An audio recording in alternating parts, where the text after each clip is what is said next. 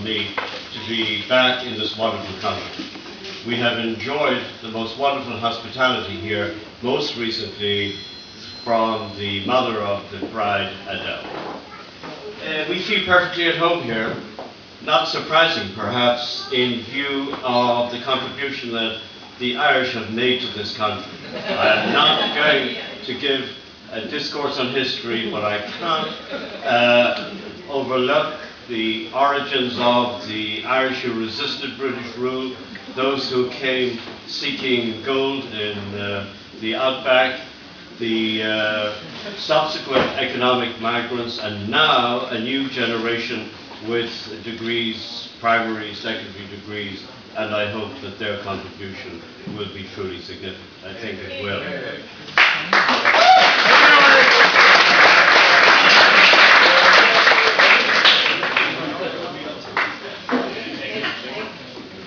Coming from Ireland, I think Michael's new family might like to know a little more about him and have it in authentic terms and not the kind of conversations that take place very late at night.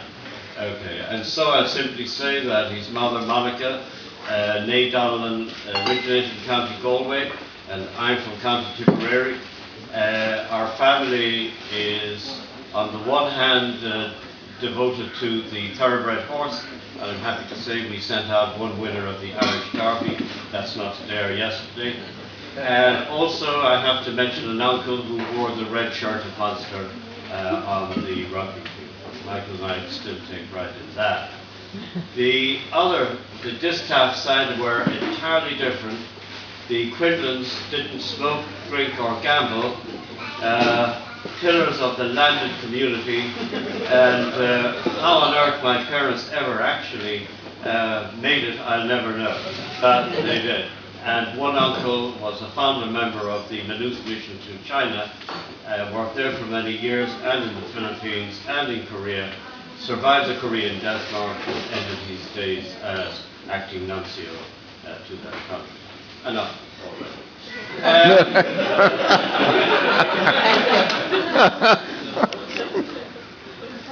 Turning to the more recent past, and as I look around me, I see gnarled and grizzled, if not wizened, countenances of people who have survived the marriage experience.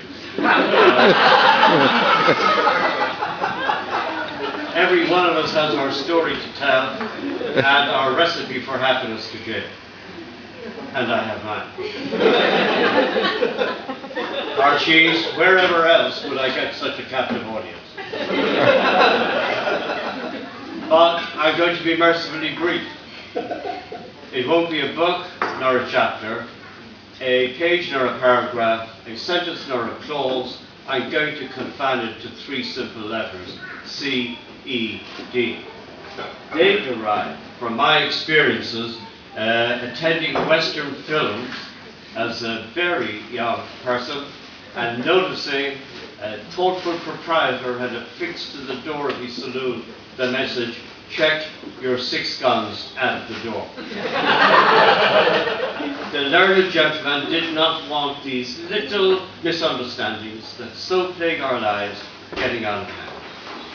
In later life, I found myself chairing meetings with people from diverse cultures and dispositions, and I have to say egos. And I coined a new expression, yes, check your egos at the door. That's distillation. C-E-E.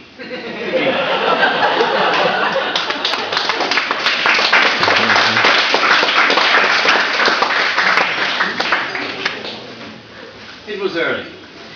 It was very early on an April morning when I was first introduced to Michael.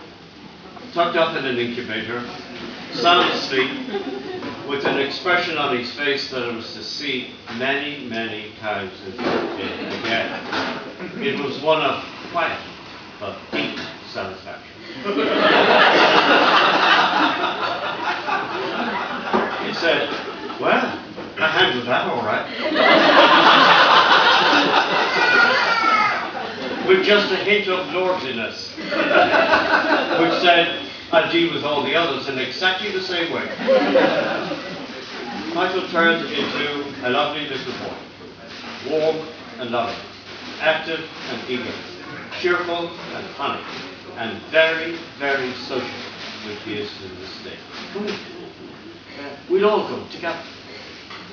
And also with a deep interest and knowledge of sport, to the extent that when I attended my first parent-teacher meeting, I was immediately buttonholed by this other parent. Are you the father of Michael Philip Ryan? Well, I could be.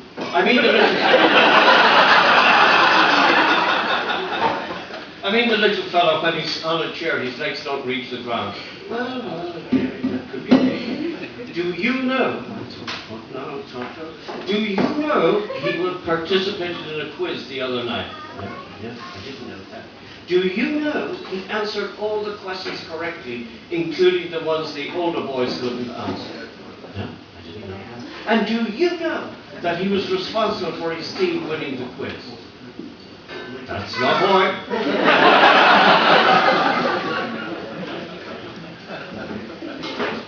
Fast forward to a stage where a person's character is formed, I mean the end of primary school.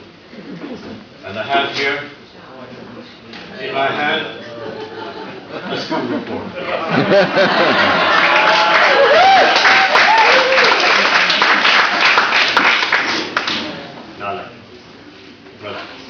It's not that bad. In parts. It makes 3 points. Michael has worked very well this year.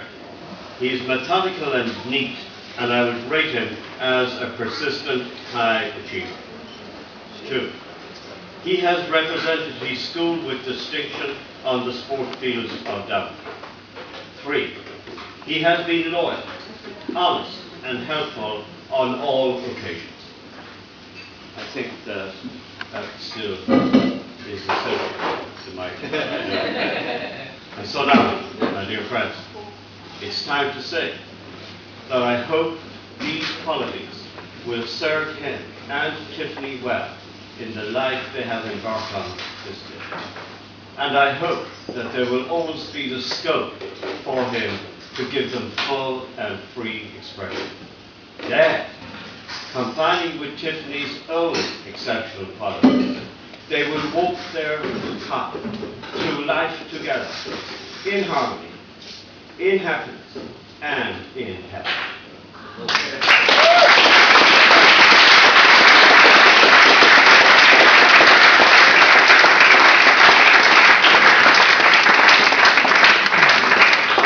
Can you believe I spent 15 years growing up